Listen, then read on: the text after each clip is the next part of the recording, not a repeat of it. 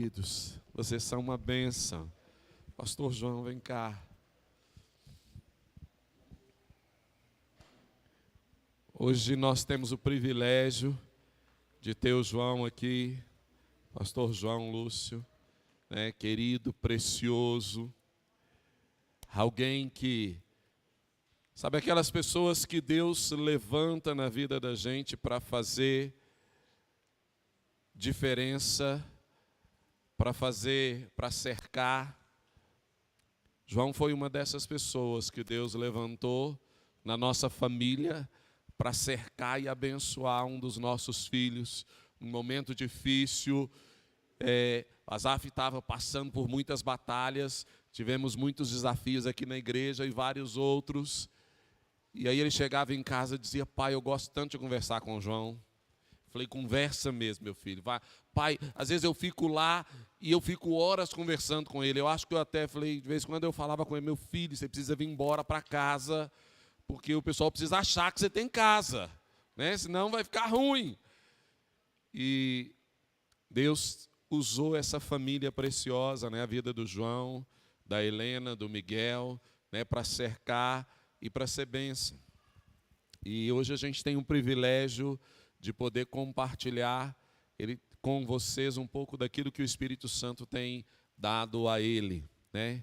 E a toda a sua casa, toda a sua família. Como igreja, a gente tem sido abençoado por ele, né?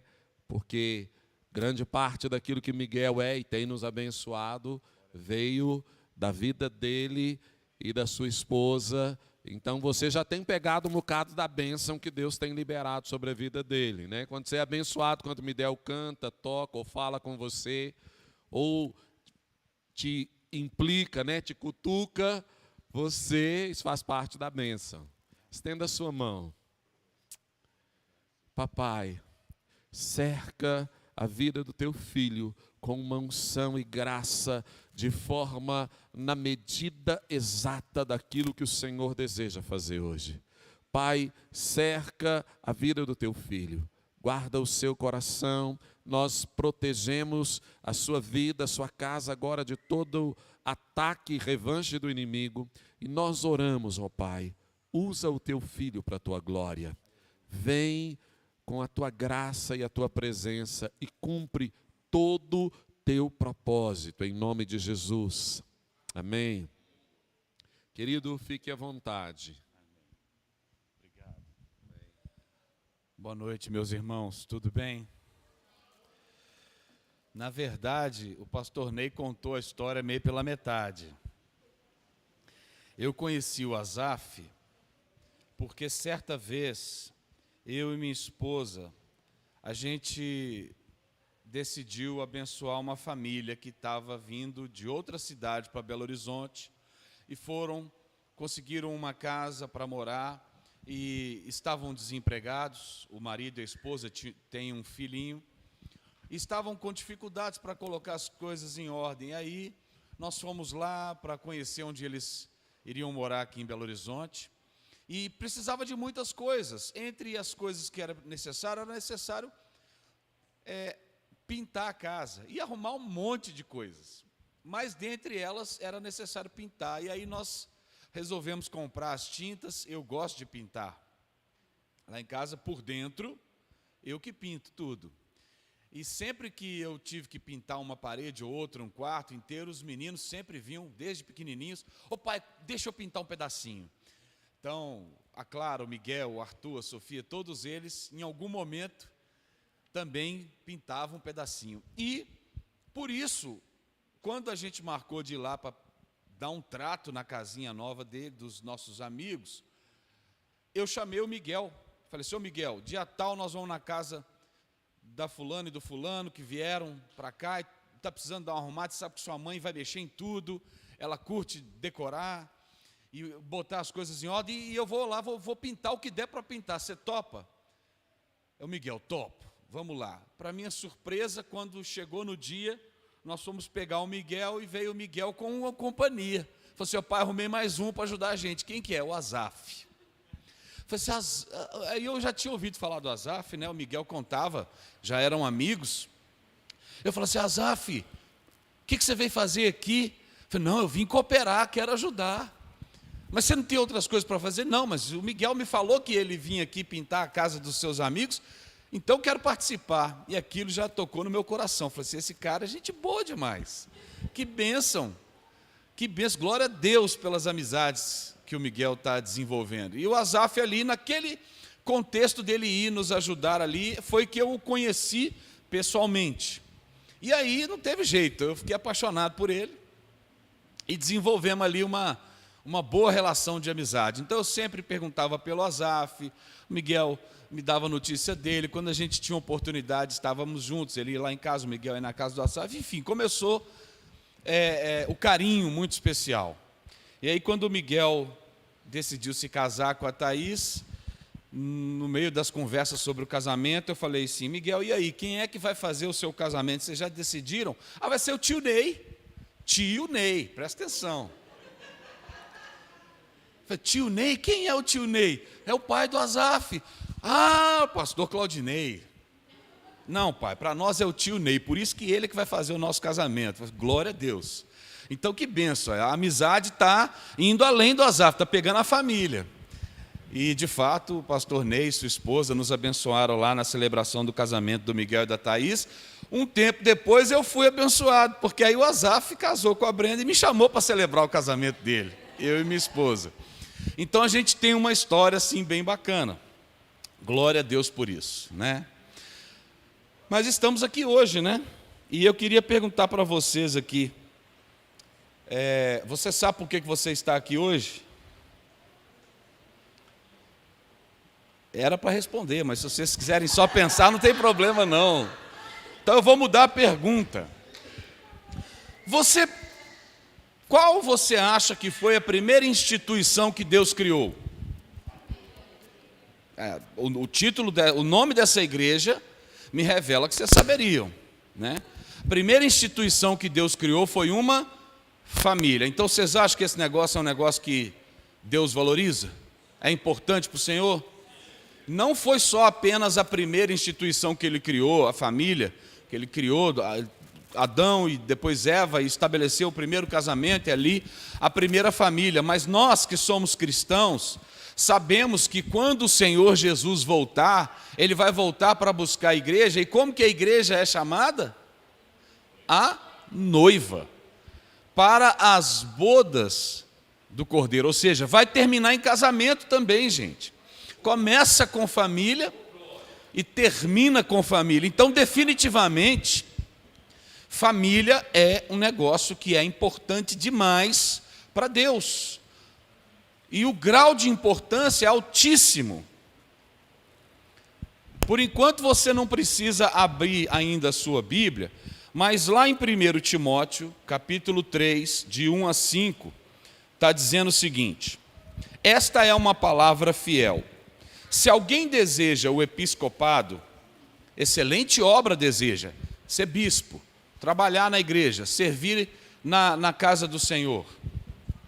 Verso 2: convém, pois, que o bispo seja irrepreensível, marido de uma mulher, vigilante, sóbrio, honesto, hospitaleiro, apto para ensinar, não dado ao vinho, não espancador, não cobiçoso de torpe ganância, mas moderado, não contencioso, quer dizer, que não provoca contenda, briga, não avarento, que governe bem a sua própria casa, tendo seus filhos em sujeição com toda modéstia. Porque se alguém não sabe governar a sua própria casa, terá cuidado da igreja de Deus? Então esse trecho aqui, ele mostra o seguinte: quais são os pré-requisitos para alguém que deseja, que aspira o episcopado, que quer trabalhar para Deus, que quer servir a igreja. E aí ele vai listando todas as qualidades, mas tem uma que ele enfatiza e dá um destaque, que é exatamente aquela que está relacionada à família. No verso 4, que governe bem a sua própria casa, tendo seus filhos em sujeição, com toda modéstia, e explica no verso 5. Por quê? Porque se alguém não sabe governar a sua casa, como que vai cuidar das coisas de Deus? Então, um pré-requisito fundamental, indiscutível, que o Senhor estabelece para quem quer servi-lo na congregação, é governar bem a sua casa. Agora, veja bem, vocês conhecem alguns tipos de governo? De toda sorte? Já pararam para pensar, para avaliar? Né? Nós temos vários tipos de governo.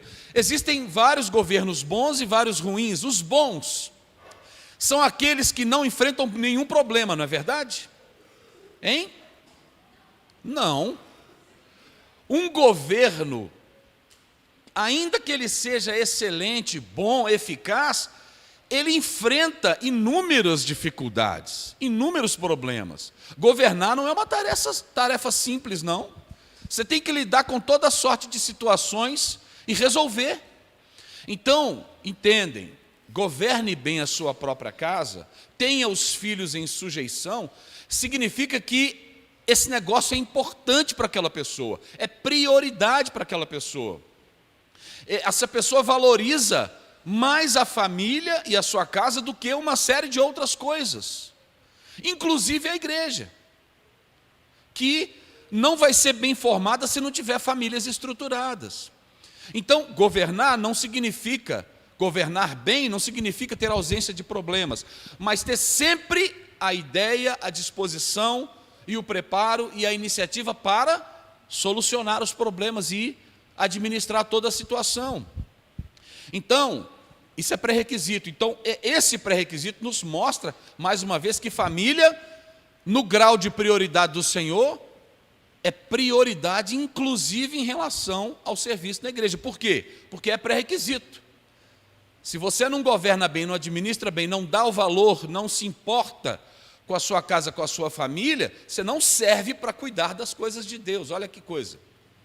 Hoje pela manhã eu tive uma pequena demonstração de uma situação de um sacerdote, de alguém que cuida de uma igreja, mas que governa a sua família, que a tem como prioridade. Eu estou falando do pastor de vocês, que me disse que não poderia estar aqui hoje de manhã porque precisava atender uma demanda das filhas, de uma situação que estava resolvida, que estava administrada, mas houve um contratempo, houve um imprevisto, e era necessário que ele estivesse presente num evento com as filhas.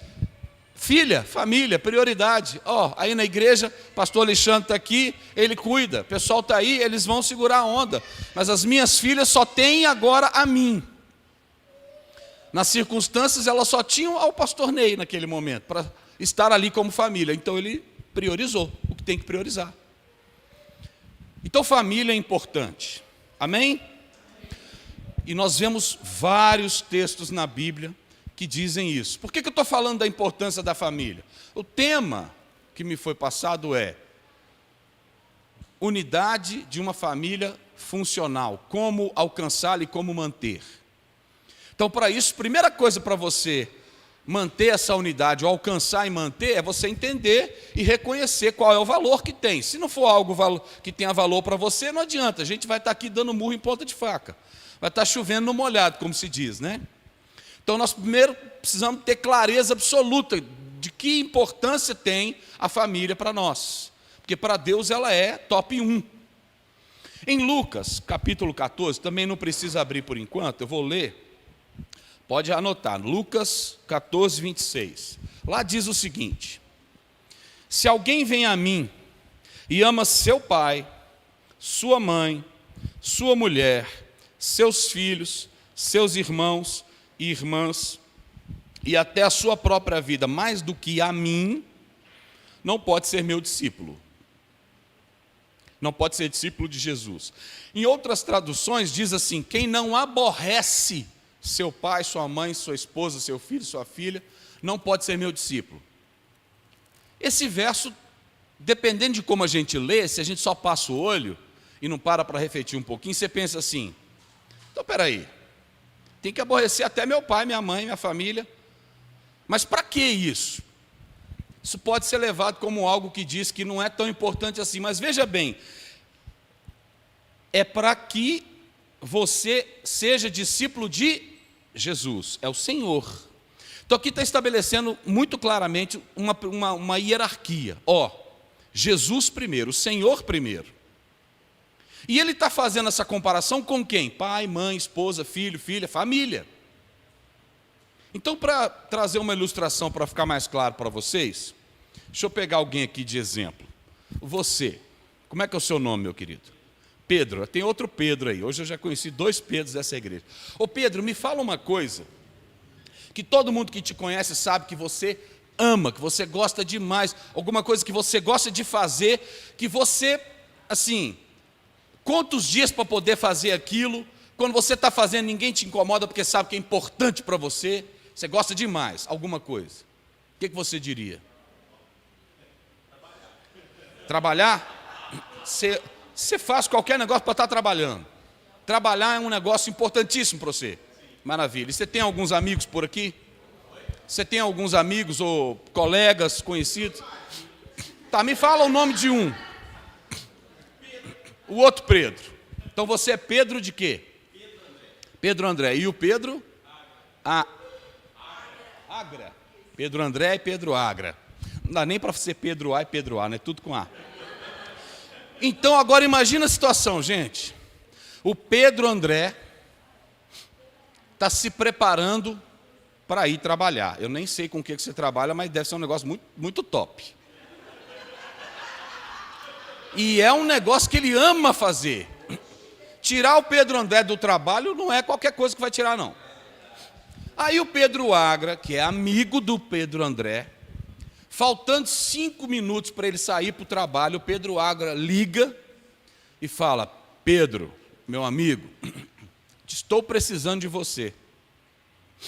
Você pode passar aqui em casa que eu preciso conversar? A situação está muito difícil. O Pedro André não vai nem perguntar o que é. Tudo bem, estou indo para aí agora. E vai socorrer o amigo. Quando o Pedro André chega lá, vamos supor uma situação diferente. Ele não estava saindo para trabalhar. Vamos supor que ele tivesse, sei lá, ele tinha acabado de sentar no sofá da casa dele para assistir um jornal. E o Pedro Agra liga, e aí quando ele chega lá, não, o que você estava fazendo? Porque você veio tão rápido. Não, você me ligou, está precisando de mim, eu estou aqui. O que você ia fazer? Não, eu ia assistir um noticiário. E eles são amigos, então o Pedro Agra sabe que isso aí não é muito importante. Tudo bem, né? Então não prejudiquei tanto. Ele abriu mão de uma coisa que ele assistia na televisão para vir aqui me socorrer. Legal. Mas, quando o Pedro André disser, ou quando o Pedro Agra souber que ele estava saindo para o trabalho e ele nem questionou, e ele foi atender o amigo, isso vai causar um efeito extraordinário. Porque o Pedro André não falta ao trabalho dele. O Pedro André, ele faz qualquer negócio para estar trabalhando. O trabalho do Pedro André é uma coisa que ocupa um lugar muito importante, que ele valoriza demais. E para ele abrir mão de estar trabalhando, para ir poder socorrer alguém que ele nem sabe exatamente qual é a circunstância, significa que essa pessoa é extremamente importante para ele. Você pode se considerar amigo do Pedro André. Certo? Então esse texto de Lucas aqui é a mesma situação. O que está sendo dito aqui? Se dissesse assim: olha, você vai ter que amar mais a mim do que o seu cachorro. Você vai ter que amar mais a mim do que uma roupa nova que você comprou. Você vai ter que amar mais a mim do que comer um prato de feijão com arroz bem temperadinho. Se fosse uma coisa mais ou menos, então quer dizer que não é tão valoroso me amar. Mas o Senhor está colocando aqui: me amar é tão importante, é tão fundamental, é tão necessário e prioritário, que você tem que privilegiar isso, inclusive em relação à sua família. Então isso não desvaloriza a família, muito pelo contrário, estabelece muito bem claramente aqui a hierarquia. Depois do Senhor é a família, porque inclusive a família você precisa aborrecer, se for necessário, para ser discípulo do Senhor. Vocês estão entendendo? Então, na verdade, a amizade do Pedro Agra é mais importante do que o seu trabalho. E isso fala muito do seu trabalho. Né? O seu trabalho, por que valorizou? Por que as pessoas vão entender que a amizade dele é muito importante? Porque você colocou acima de algo que já sabem que é importante para você. Então o Senhor está colocando, me amar, ser meu discípulo, tem que ser ainda maior, de maior interesse da sua vida do que a sua própria família. Porque família é importante, é a sua prioridade. Amém?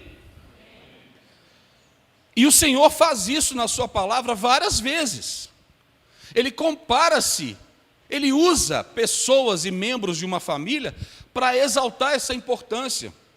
Em Isaías 49:15, ele diz o seguinte: será que uma mãe pode esquecer do seu bebê que ainda mama e não ter compaixão do filho que gerou? Embora ela possa se esquecer, eu não me esquecerei de você. Ele está usando a figura da mãe para mostrar o amor dele. Então ele está comparando o amor dele com algo que é de fato fundamental, importante, grandioso. Ainda que uma mãe esqueça, eu não vou esquecer. Ele também usa a figura do pai. Em Lucas 11:11, ele fala assim: qual pai dentre vós que, se o filho lhe pedir pão, lhe dará uma pedra? Ou também, se lhe pedir peixe, lhe dará por peixe uma serpente? Ou também, se lhe pedir um ovo, lhe dará um escorpião? Pois se vós, sendo maus, sabeis dar boas dádivas aos vossos filhos, quanto mais dará o Pai Celestial, o Espírito Santo, àqueles que lhe pedirem. Ou seja, ele agora está mostrando que o cuidado dele por nós ainda é mais valioso do que o de um pai, que daria coisas boas aos filhos, e um pai que é imperfeito, quanto mais ele que é perfeito. Então o Senhor, todo o tempo, ele usa figuras e contextos familiares para mostrar a importância que ele deve ter para nós. Por quê? Porque você entender que a família é importante também é bom, necessário. Então, vamos entender? Primeiro é o Senhor, acima de todos. Depois do Senhor, pessoal, é a família. Depois da família que vem igreja, é que vem trabalho, viu, Pedro? A esposa primeiro, velho. Você pode curtir muito, mas a esposa está na frente, o filho, os pais, a família. Depois trabalho, depois igreja, depois lazer, depois diversão. É o Senhor, é a família e todo o restante. E aí, cada um vai estabelecer a hierarquia das coisas que vêm depois. Amém? Glória a Deus.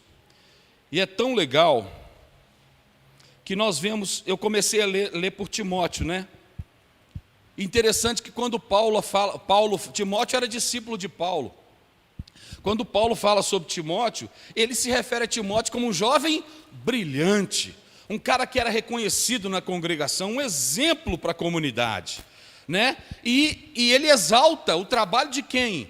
Da mãe do Timóteo e da avó do Timóteo, Eunice e Lloyd.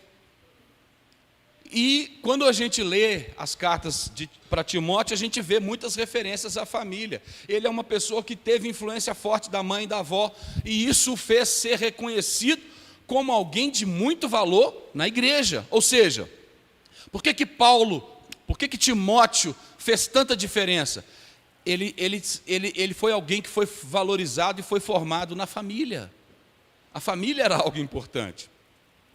Então, lá em Timóteo a gente vê outras referências à família. 1 Timóteo 5:8.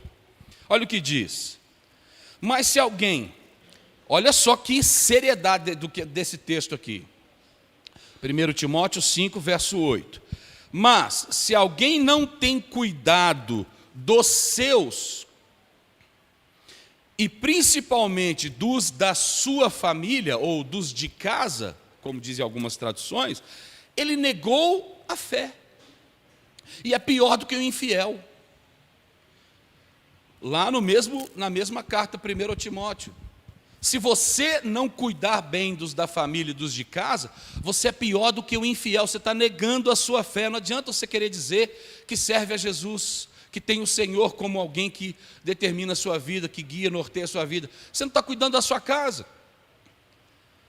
Um pouco antes, ainda no capítulo 5 de 1 Timóteo, 3 e 4, olha só.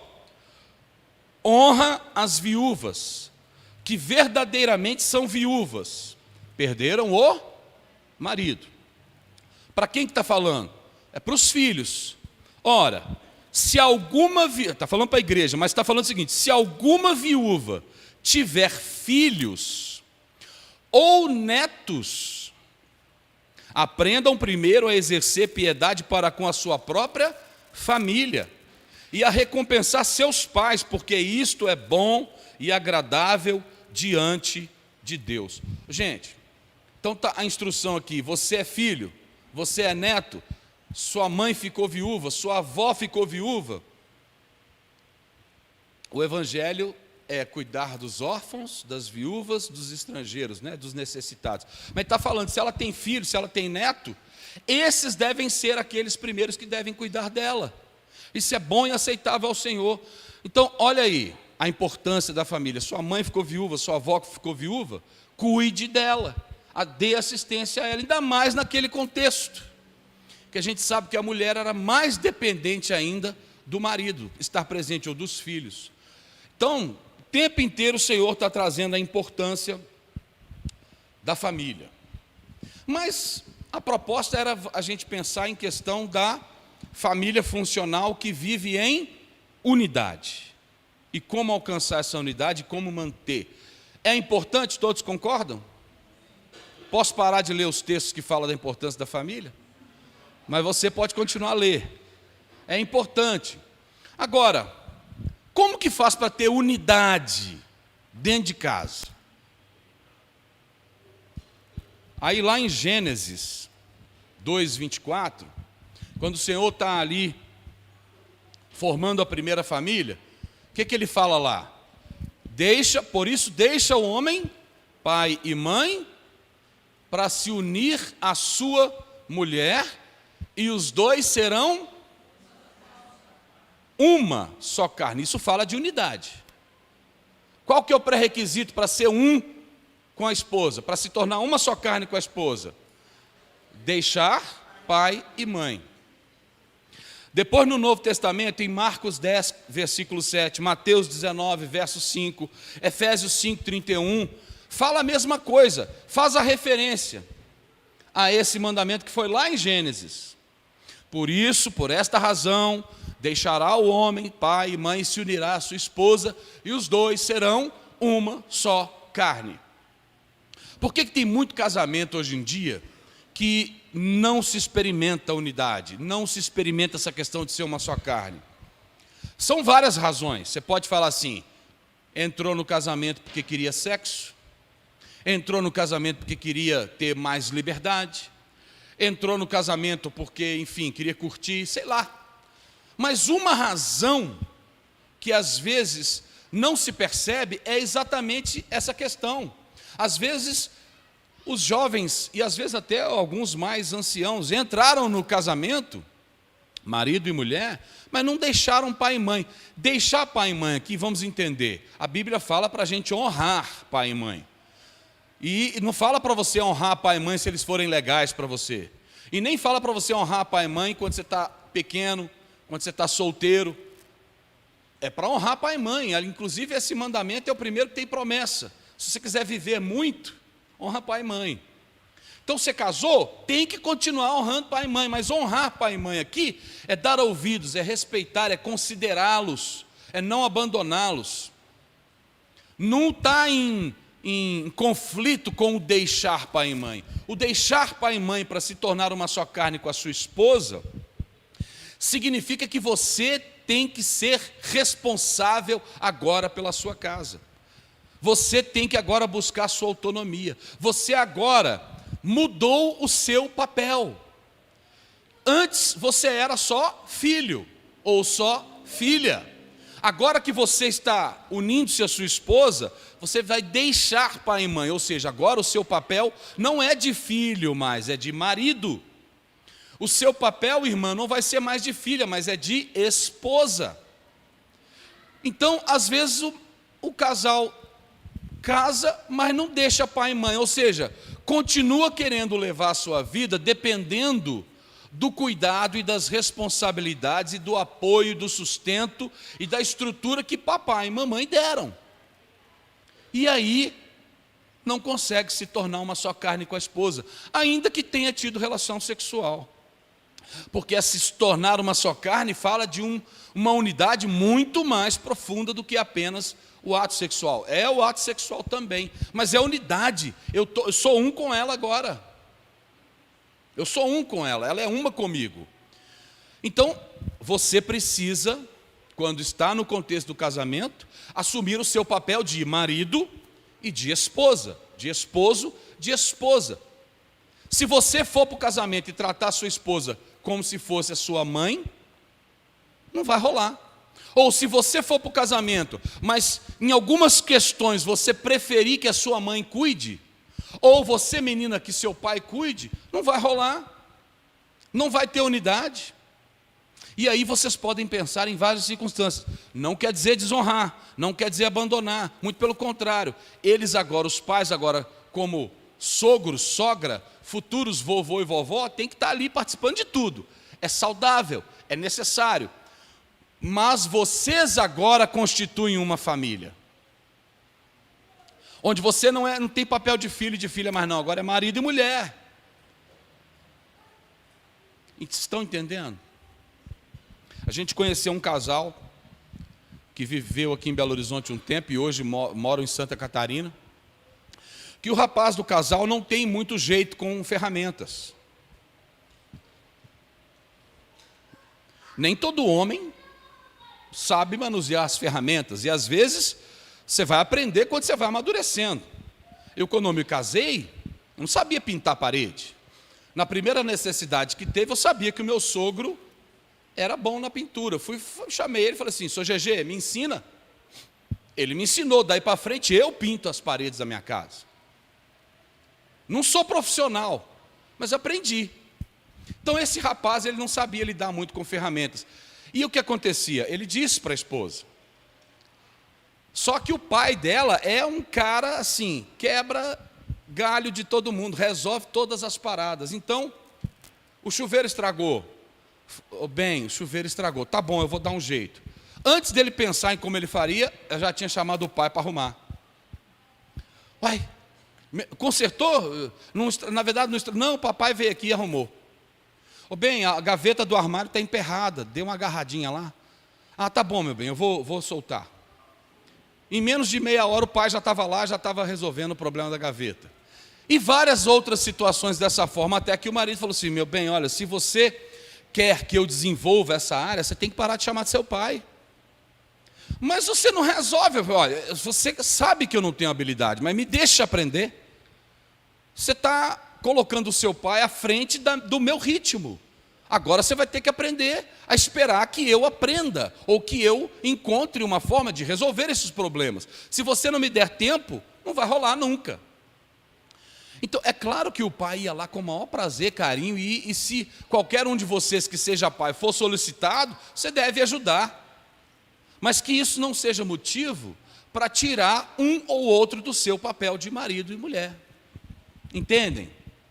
Então, eles tiveram que entender isso. E hoje, esse rapaz continua não tendo muita habilidade com ferramenta, mas ele já aprendeu a resolver os problemas.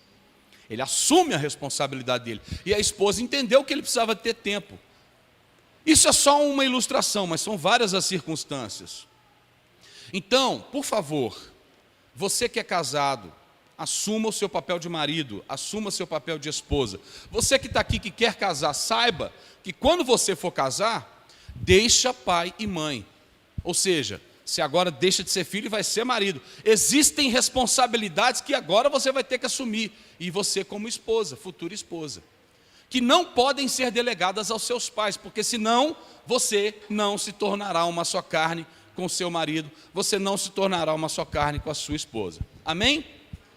Esse é o primeiro ponto. Agora, tem outros pontos que vão depender aí das funções, das atribuições, daquilo que cada um, o papel que cada um tem que desempenhar, que se espera que seja desempenhado dentro do casamento. E a palavra de Deus continua sendo o farol para isso. Então, agora sim, abra sua Bíblia em Efésios, capítulo 5. Eu posso arriscar aqui que é um texto que vocês conhecem muito bem. E não tem como falar de função dentro de uma família sem abordar essa questão. Efésios 5. Eu vou começar a partir do verso 22, mas depois nós vamos voltar um versículo para frente. No tempo certo eu falo. Efésios 5, 22. E nós vamos ler até o 33. As mulheres sejam submissas ao seu próprio marido, como ao Senhor. Porque o marido é o cabeça da mulher, como também Cristo é o cabeça da igreja, sendo este mesmo o Salvador do corpo. Como, porém, a igreja está sujeita a Cristo, assim também as mulheres sejam em tudo submissas ao seu marido. Verso 25, maridos, amai vossa mulher, como também Cristo amou a igreja e a si mesmo se entregou por ela, para que a santificasse, tendo-a purificado por meio de lavagem de água pela palavra, para apresentar a si mesma igreja gloriosa, sem mácula, sem ruga, nem coisa semelhante, porém santa e sem defeito. Assim também os maridos devem amar a sua mulher como ao próprio corpo. Quem ama a esposa, a si mesmo se ama. Porque ninguém mais odiou a própria carne, antes a alimenta, cuida dela, como também Cristo faz com a igreja. Estão vendo qual que é o termo de parâmetro, qual que é o parâmetro de comparação? Porque somos membros do seu corpo. Eis porque, olha a referência ao que foi dito lá em Gênesis, Efésios 5, 31.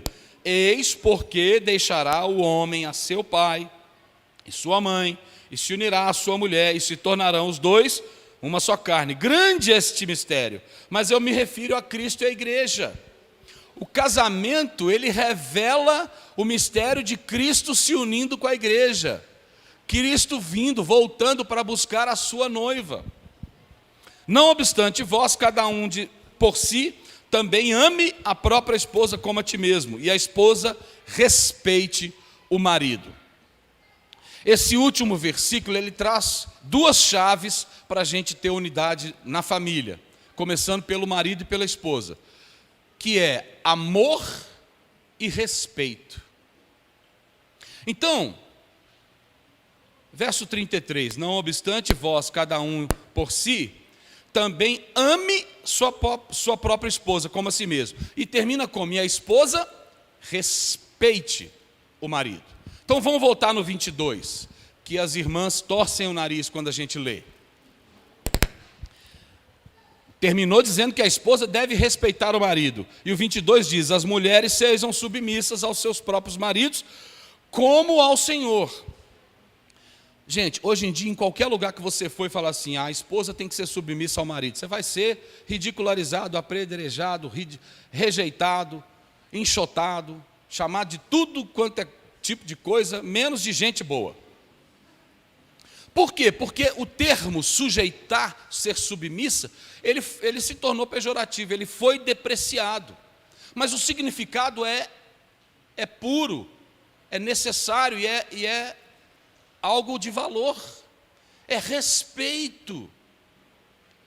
Lá quando o Senhor formou Adão e Eva, quando Ele criou Adão, Ele diz, não é bom que o homem esteja, far-lhe-ei o quê? Uma auxiliadora, uma ajudadora, que lhe seja idônea, apta, capaz, competente e moralmente correta. É isso que significa idônea. A mulher é isso para o marido. A mulher, ela foi criada para o homem porque o homem não tinha condição de suprir aquilo que era falta nele, em si mesmo, precisava da mulher. Deus falou, não é bom. Ele criou o homem e disse, não é bom, está faltando. Mas o que está faltando para suprir essa solidão masculina não existe no homem. Por isso eu vou fazer uma ajudadora que lhe seja idônea, e é a mulher. O homem sem a mulher não presta para nada, gente. Não presta para nada. É a mesma coisa da gente tirar essa parte daqui, ó, desse pedestal. Vai ser uma tampa que vai cair, que não vai servir para apoiar a Bíblia, óculos, celular, não vai servir para nada. Então, aqui está se submetendo a algo. Debaixo, missão, debaixo da missão.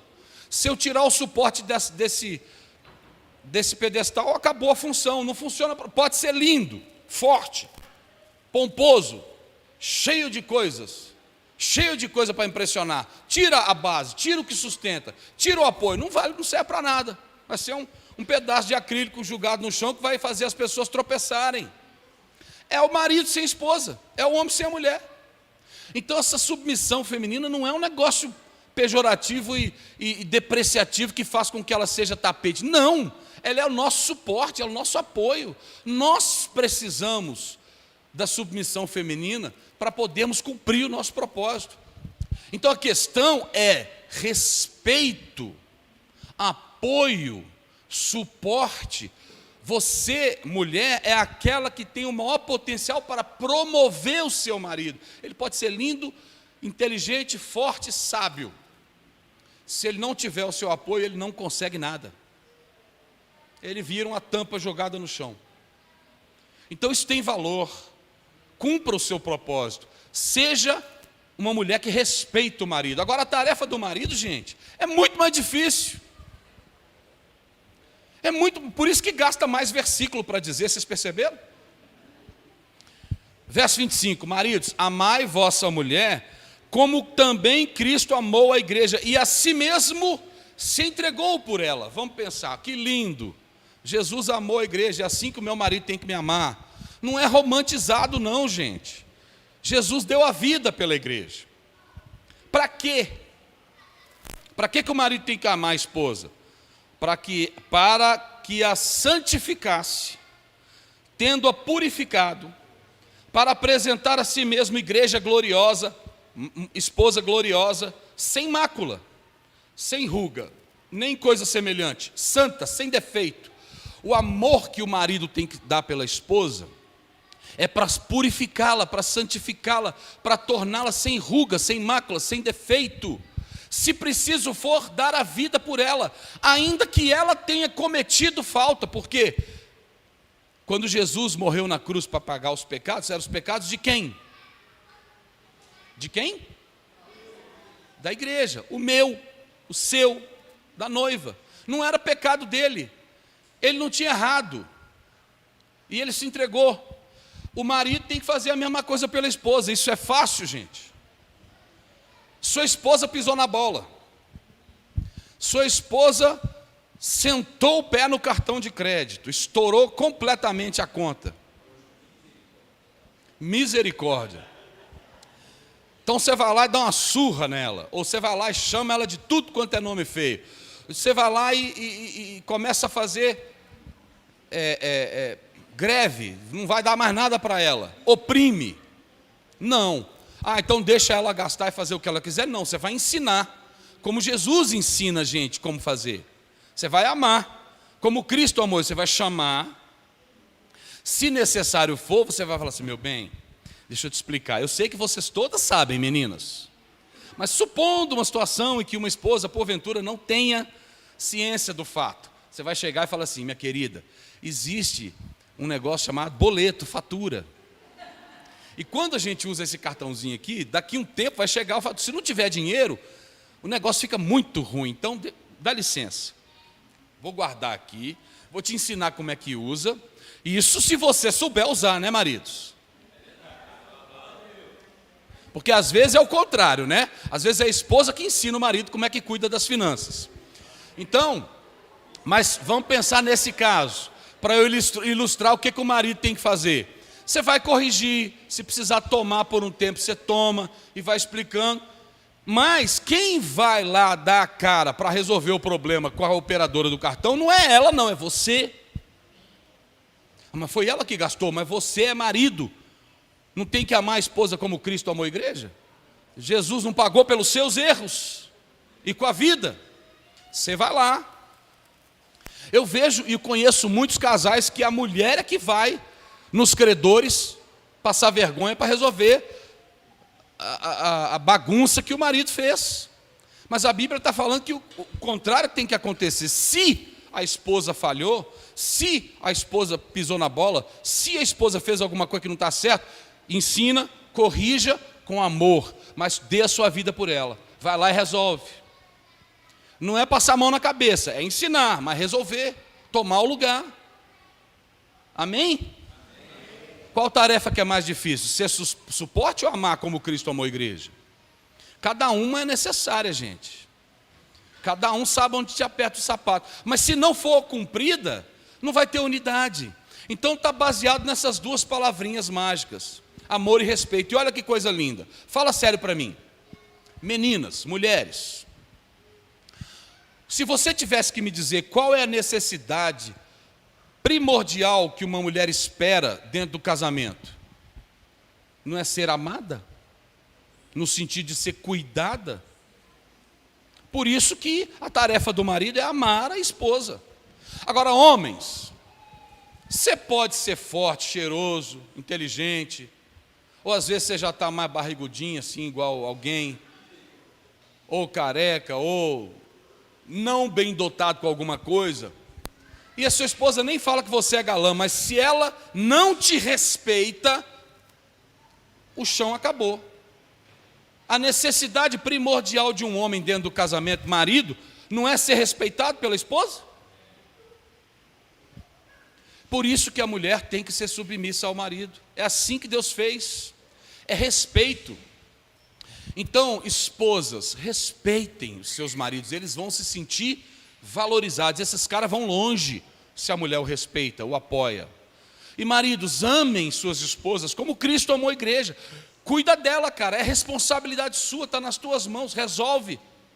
Ame, elogie, valoriza, proteja. Às vezes eu vejo casais andando na rua, ou de carro, e a mulher anda solta, desprotegida. Parece casal muçulmano. O cara anda na frente e as mulheres atrás com os filhos. Está nem aí, é cultura, não vou questionar, mas na nossa cultura, poxa, anda de mão dada com a sua esposa, põe ela do lado de dentro da calçada, abre a porta do carro para ela sentar primeiro, depois você vai lá e senta. Ah, mas ela atrasou, espera. E coopera para ver se ela pode se arrumar mais rápido, vê o que está acontecendo. Não só reclama. Às vezes vai sair, o cara está sentado lá buzinando. Não, abre a porta do carro, põe ela lá, garanta que ela está segura. Aí você dá a volta, senta no seu lugar e vai dirigir. Vai pegar o avião com a esposa, ela na janela, você no meio.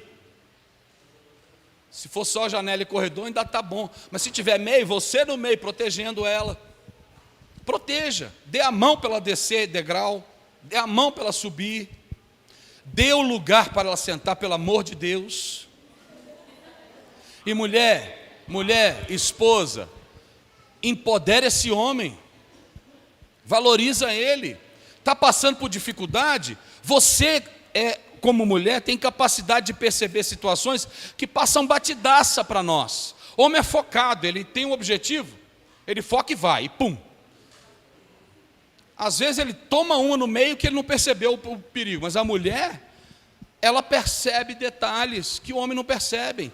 A visão da mulher é periférica, ela está atenta aos detalhes. Então, fale amorosamente, mostre, não cobre, sugira, apresente, coopere, empodere, anime. Quando você vê um casal que a mulher está feia, é porque o marido não cuida, não ama. Porque toda mulher que tem um marido que cuida bem dela é linda, maravilhosa, espetacular. E toda vez que você vê um casal que o cara é assim, cabisbaixo, não dá certo em nada, não para no emprego, não consegue comprar um imóvel, nunca melhora o carro dele, não é respeitado, é por quê? Porque tem uma esposa jararaca que não apoia o cara, não respeita o cara, não promove o cara. Gente, é sério. Pare e reflete se você não conhece casais assim, de um e de outro jeito. Então, Aí vem para uma outra parte da família. Quando isso acontece, é maravilhoso. E aí reflete. Onde? Nos filhos. Se a gente for continuar aqui, Efésios 6, terminamos Efésios 5:33. Efésios 6, filhos, obedecei a vossos pais no Senhor, pois isto é justo. Honra teu pai e tua mãe, que é o primeiro mandamento com promessa, para que te vá bem e sejas de longa vida sobre a terra. Verso 4, e vós, pais, não provoqueis vossos filhos a ira, mas criá-los na disciplina e na admoestação do Senhor. Então o que está dizendo aqui? Qual que é a necessidade primordial dos pais? Tem pais aqui? Você que é pai, o que você espera primordialmente dos seus filhos em relação a vocês? Que te respeitem. Que te respeitem. Se você jogar um celular, um tablet, um computador, qualquer tecnologia na mão dos meninos, eles dão de 10-0 na gente. Certo? Mas isso não é motivo para faltar o respeito, porque pai e mãe sempre sabem mais. E não é para oprimir, não é por quê? Porque viveram mais, experimentaram mais, deram as cabeçadas já caíram em um monte de buraco. Então sabem mais, têm mais experiência. Então, filhos, quando seu pai e sua mãe disseram assim, olha, isso aqui não é bom, dá ouvidos, espera o tempo, respeite seus pais. Está ruim o microfone aqui? Está falhando. Amém? Não existe nenhuma pessoa, não existe ninguém no mundo que ama mais os filhos do que pai e mãe. Nesse mundo, só o Senhor. Como já lemos alguns textos. Então, quando seus pais estão determinando alguma coisa para vocês, não é para te proibir, te cercear sua liberdade e te impedir de ser feliz ou de fazer algo que você quer, não. É porque às vezes não é o tempo, ou às vezes não é da forma que vai te abençoar, que vai ser bom para você. Então, respeite, dê ouvidos, obedecei aos vossos pais, porque os filhos que não respeitam e não obedecem os pais, vivem pouco. Para você ter longa vida, você tem que respeitar os pais. Está aqui na palavra, não sou eu que estou dizendo. E pais, não provoque a ira dos filhos. Às vezes os pais perdem os filhos, por quê? Porque querem impor um respeito e às vezes erra a mão na hora de corrigir. Aí oprime, agride, maltrata, espanca e não admoesta como o Senhor. Criai-os na disciplina e na admoestação do Senhor. O Senhor não oprime os filhos, Ele cuida, Ele ensina. Ou seja, o que os filhos precisam, gente? Eles precisam se sentir amados. Qualquer pessoa que por qualquer circunstância não experimentou amor de pai e de mãe, teve ou tem alguma dificuldade. Às vezes é porque o pai e a mãe foram opressores, agiram mal, às vezes é porque o pai e a mãe faltaram por abandono ou até por morte. Não sei que circunstância pode ter acontecido, mas o Senhor é pai por isso, Ele supre essa falta. Agora, seus pais são vivos e foram presentes na sua infância e até hoje, se eles te amaram, não importa o nível de correção que houve, a disciplina que houve, quando os pais corrigem os filhos com amor, admoestam no Senhor, é uma bênção tão grande que às vezes é ruim, mas lá na frente não tem jeito, os filhos reconhecem e se sentem amados. A principal necessidade dos filhos numa família é de se sentirem amados, cuidados. Eu posso confiar no papai e na mamãe que eles sabem o que é melhor para mim. Eles não sabem tudo não, mas muito mais do que eu. E os pais, de serem respeitados. Então, o amor e respeito aí de novo. E aí, se a gente for andar aqui um pouco mais no texto de Efésios, vai falar da relação de empregados e patrões, que é a mesma relação de respeito e de consideração. Então, essas duas palavrinhas mágicas, fala aí para sua esposa, ou para o seu pai, ou para sua mãe, ou para o seu marido, ou para o seu irmão, amor e respeito. Respeito e amor.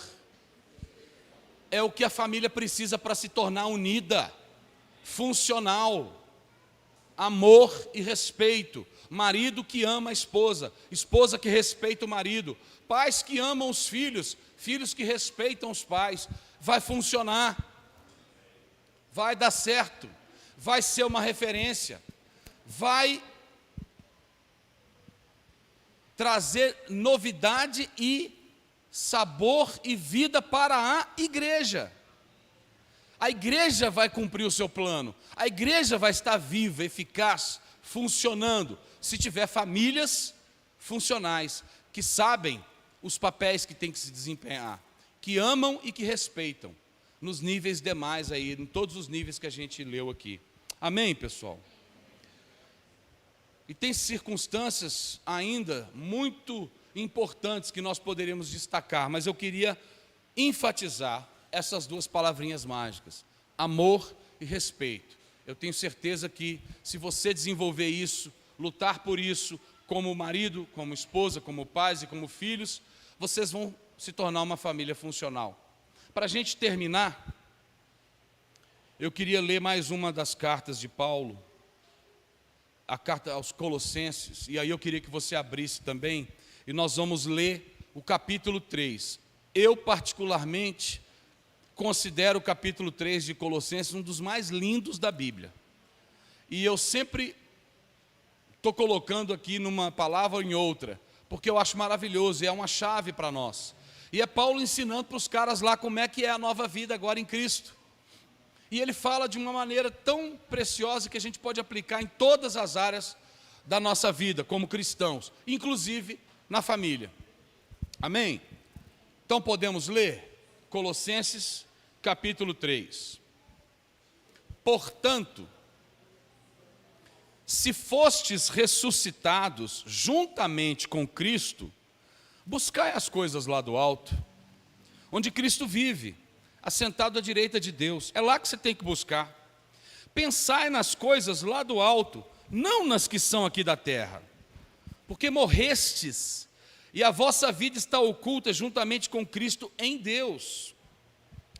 Quando Cristo, que é a nossa vida, se manifestar, então vós também sereis manifestados com Ele em glória.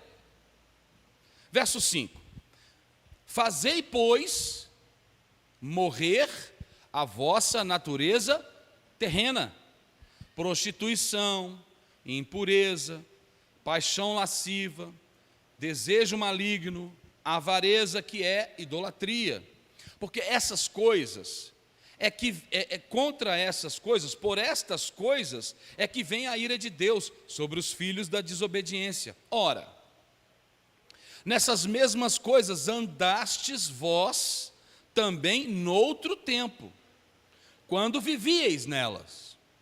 Agora, porém, conheceu Jesus, vida nova, despojai-vos igualmente de tudo isso. O que é despojai-vos? Abre mão, larga isso para lá, deixa isso. Isso era antes de você conhecer Jesus. Agora, despojai-vos igualmente de tudo isso: ira, indignação, maldade, maledicência, linguagem obscena do vosso falar. Não mintais uns para os outros, uma vez que vos despistes do velho homem com seus feitos, e vos revestistes do novo homem, que se refaz para o pleno conhecimento, segundo a imagem daquele que o criou, no qual não pode haver grego nem judeu, circunciso ou incircunciso, bárbaro, cita, escravo ou livre, porém Cristo é tudo em todos. Revesti-vos, pois, de que a gente vai se revestir agora? Como eleitos de Deus, santos, amados.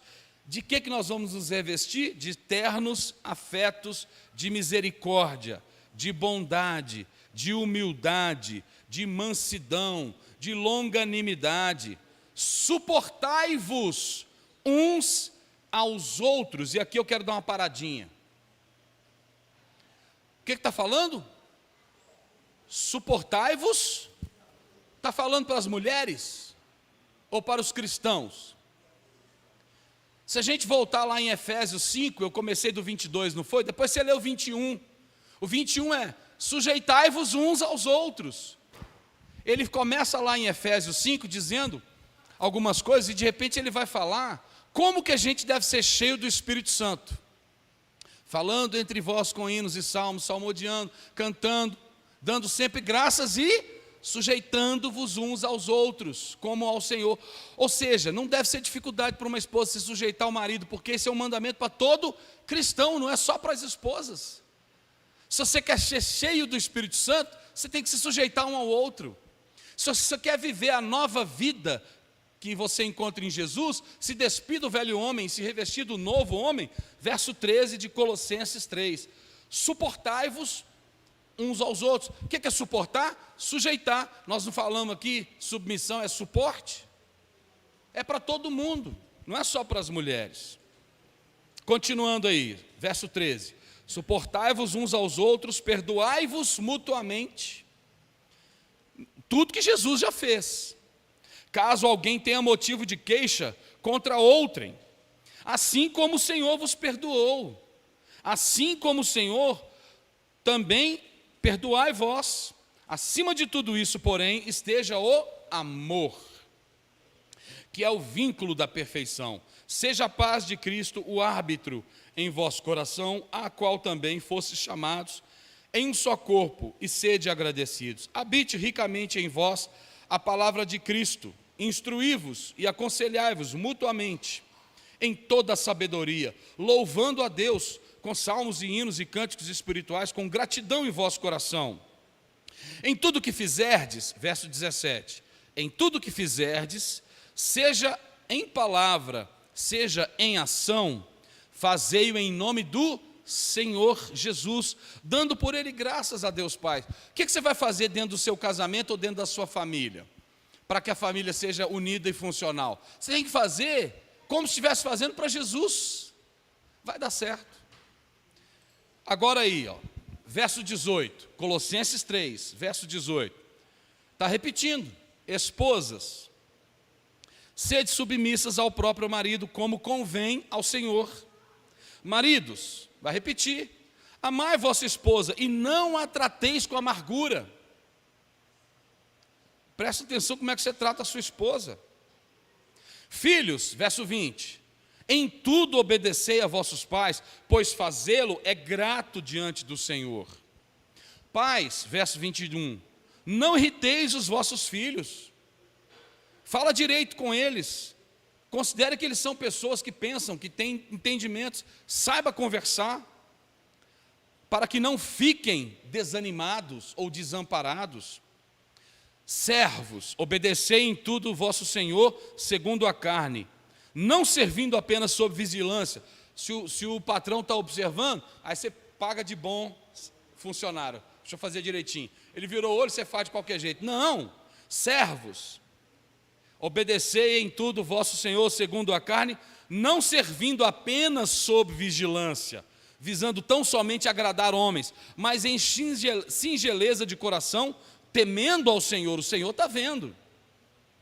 Tudo quanto fizerdes, fazei-o de todo o coração, como para o Senhor e não para homem, cientes de que recebereis do Senhor a recompensa da herança. A Cristo o Senhor é que estais servindo, pois aquele que faz injustiça receberá em troco a injustiça feita, e nisto não há acepção de pessoas.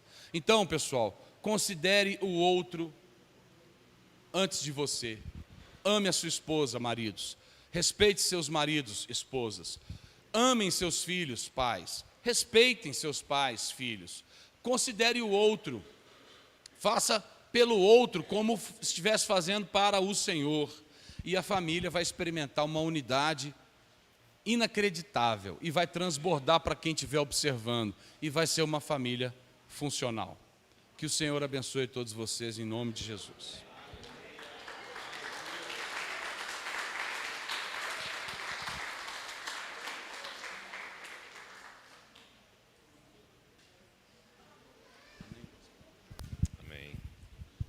Aleluia, glória a Deus, que o Senhor nos dê graça, né, para viver aquilo que Ele está nos chamando para viver, para fazer aquilo que Ele está nos chamando para fazer.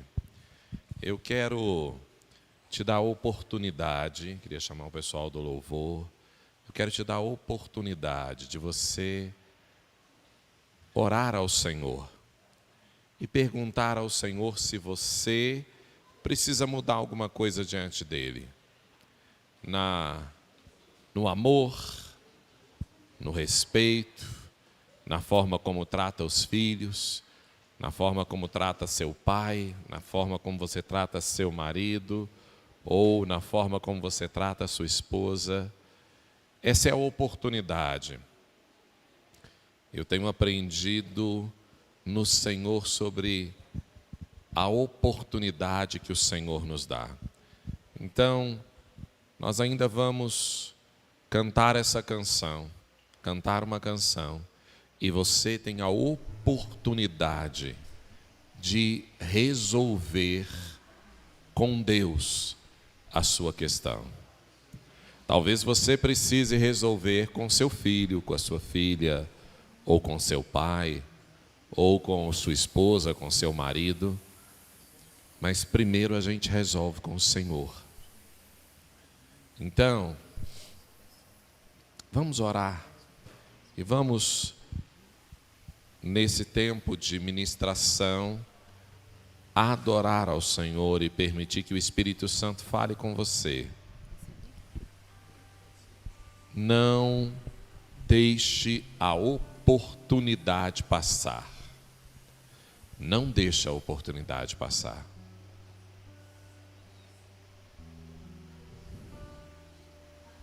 Se hoje você ouve a voz do Espírito Santo de Deus falando com você, se arrependa, peça perdão, conserte com o Senhor e tome a decisão de fazer diferente. Tome atitude prática para isso. Recebi um novo coração do Pai, coração regenerado, coração transformado, coração que é inspirado por Jesus. Como fruto deste novo coração, eu declaro a paz de Cristo, te abençoo, meu irmão. Preciosa é a nossa comunhão.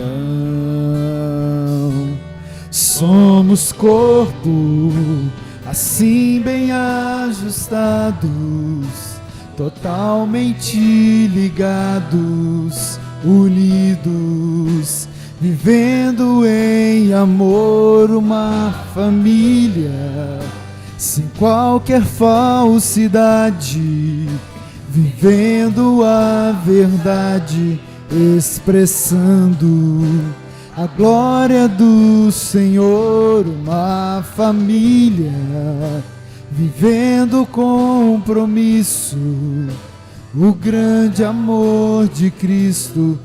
Eu preciso de ti, querido irmão, precioso és para mim, querido irmão. Eu quero convidar você que o Espírito Santo está falando com você que você precisa alinhar as coisas na sua casa, alinhar as coisas na sua família, talvez mudar a forma que você fala com seu pai, fala com a sua mãe, fala com seu esposo, fala com seus filhos ou com a sua esposa. Eu não sei qual é a situação. Talvez alinhar a forma como você fala com o Senhor e como você obedece a Ele, que é prioridade na sua vida, ou deveria ser. Mas eu quero dizer para você hoje que hoje o Senhor te chama para restaurar. Se você entende que você precisa consertar e tomar atitudes na sua vida para mudar isso, então ore agora ao Senhor, fale com Ele, se arrependa, peça perdão a Ele. Talvez você esteja dizendo: puxa, mas eu falhei, foi com minha esposa, não foi com Deus. Quando você fere a sua esposa, você fere ao Senhor. Talvez você esteja pensando: puxa, mas eu desrespeitei meu pai, eu não desrespeitei a Deus. Mas quando você desrespeita seu pai, você está ferindo o princípio da palavra e você está errando, pecando contra Deus. Quando você não se submete ao seu esposo, quando você não honra ele, você está ferindo o Senhor. Quando você não ama a sua esposa, você está ferindo o Senhor. Eu quero agora te dar a oportunidade de você se arrepender diante de Deus e pedir a Deus perdão.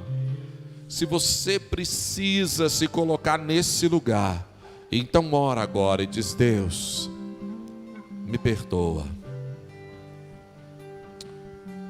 Senhor, em nome de Jesus, eu oro pela vida dos meus irmãos. Eu oro por aqueles que estão ouvindo essa palavra. Ó Deus, que precisam se arrepender diante do Senhor. Traz graça sobre a vida deles. Traz conserto sobre eles. Traz cura sobre estes corações.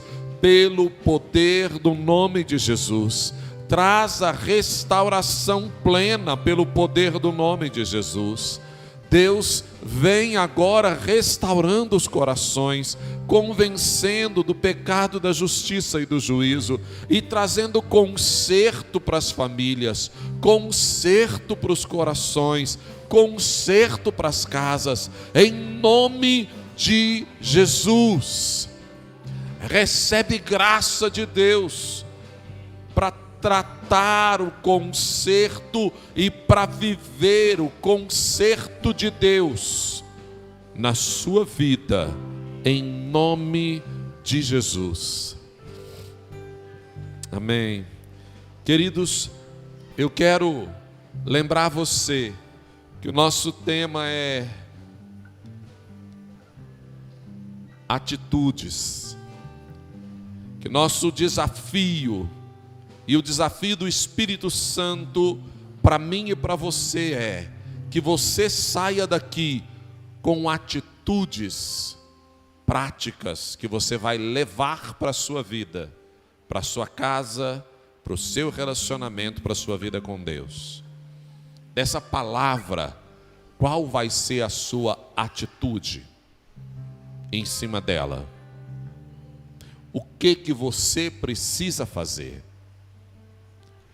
Porque, queridos, quando a gente conversava sobre o planejamento para o tempo que teve hoje à tarde aqui com as mulheres, e o tema foi mulheres fortes e submissas, e eu falava com as irmãs, e algumas irmãs estavam preocupadas, dizendo: pastor, mas falar nesse negócio é mexer num vespeiro, é cutucar, vai confrontar. Falei: vai. Falei: então vamos dar uma palavra, e só dar uma palavra bíblica a gente acaba com isso. Eu falei: não, a gente precisa que vocês compartilhem da experiência de vocês. E aquilo que eu falei, estava compartilhando com uma irmã, eu falei: olha, as pessoas têm tantas palavras hoje, né, e tem recebido, e a gente tem palavras abençoadas no culto, nas ministrações, na internet, mas a gente precisa de vida, e você precisa de atitude. Ouvir 50 palavras sobre família não vai mudar a sua casa. Quem vai mudar a sua casa é você, com as suas atitudes, diante de Deus e diante das pessoas. Então a pergunta do Espírito Santo para você ir para casa pensando nisso é: o que eu vou fazer com essa palavra? Como eu vou agir daqui para frente? Talvez você não tenha grandes coisas para fazer, mas você ainda precisa de pequenos ajustes, pequenas calibradas para fazer a coisa do jeito certo. Mas a palavra de Deus é: tome uma atitude.